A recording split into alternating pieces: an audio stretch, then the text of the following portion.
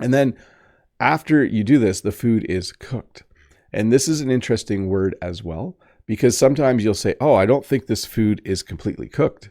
If you don't cook food long enough, it can be undercooked. So when you cook food, when you're done, the food is cooked. So you could say this, oh, I cooked a lot of food.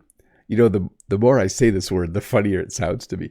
I cooked a lot of food because I have a lot of people coming over to eat today. And this is the opposite of raw. Some food you eat raw. When you eat something raw, it means that it is not cooked at all. We eat bananas raw, carrots, a lot of vegetables you can eat raw. You don't eat meat raw, although you can eat some seafood raw. But usually when we talk about raw food, we talk about food that you can eat without cooking, or food that is uncooked. Okay, let me explain that a bit. These are raw vegetables. You can eat these. You can also have raw meat, which means it has not been cooked and needs to be cooked. Okay, so you can eat raw vegetables, but you should definitely cook raw meat before you eat it. Yummy.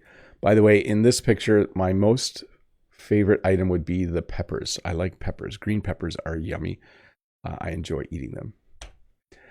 Okay, a couple of different ways you can use heat to prepare food. So you can cook food, the general term. You can also bake food. So when I think about baking, I usually think about cookies, muffins, bread. Those are the kinds of things we bake. You follow a recipe. You, like I said with bread, you do everything you need to do, and then you bake it in an oven.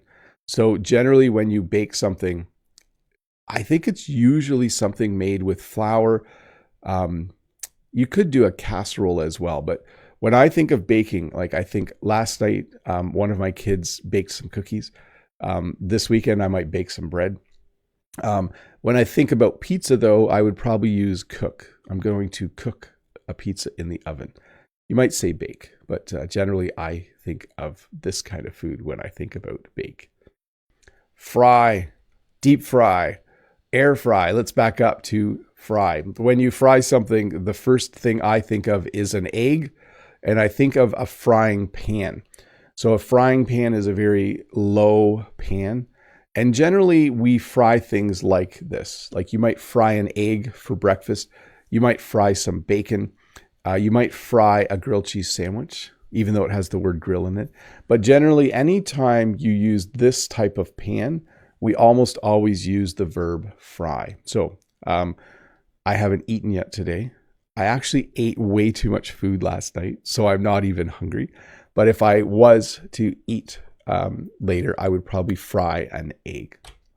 There's something also called to deep fry. When you deep fry something, you have hot oil and you put the food in the oil in order to cook it, in order to prepare it.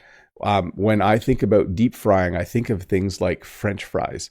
French fries are made from potatoes and then you deep fry them in oil in order to cook them. It makes food very, very crispy. You can also deep fry fish. I think these might be chicken wings. So last night I actually had some chicken wings at a restaurant. They were very, very yummy, but they would be deep fried. Basically, really, really hot oil, 350 degrees Fahrenheit or 400 degrees Fahrenheit, and you put the food in it, and it cooks the food very, very quickly. And there's something called to air fry now. You can buy an air fryer, and you can air fry your food. It's supposed to be healthier than deep frying your food. We don't have an air fryer, but people we know who have air fryers say they are amazing. It allows you to cook meat or even French fries and other things so that it tastes like you deep fried it, but without all of the oil that comes with it. So maybe someday. The biggest problem with an air fryer is they're not very big. And we still prepare food. We make food for a lot of people. As you know, I have 5 kids. I still have 2 living at home right now. And so we have to prepare rather large meals. You can also barbecue or grill. This is very common in Canada in the spring and the summer and fall. It's less common in the winter, but there are people who will barbecue in the winter. They don't mind standing outside, wearing a winter coat and a winter hat and cooking food on a barbecue. So by the way, you could call this a barbecue. This type you could also call a grill, and it also works as the verb. I'm going to barbecue some hamburgers. I'm going to grill some hamburgers. I'm going to barbecue some hot dogs. I'm going to grill some hot dogs. When I visited Brent last summer, we went to his brother's place and his brother barbecued some food for us, and it was very, very yummy. Roast.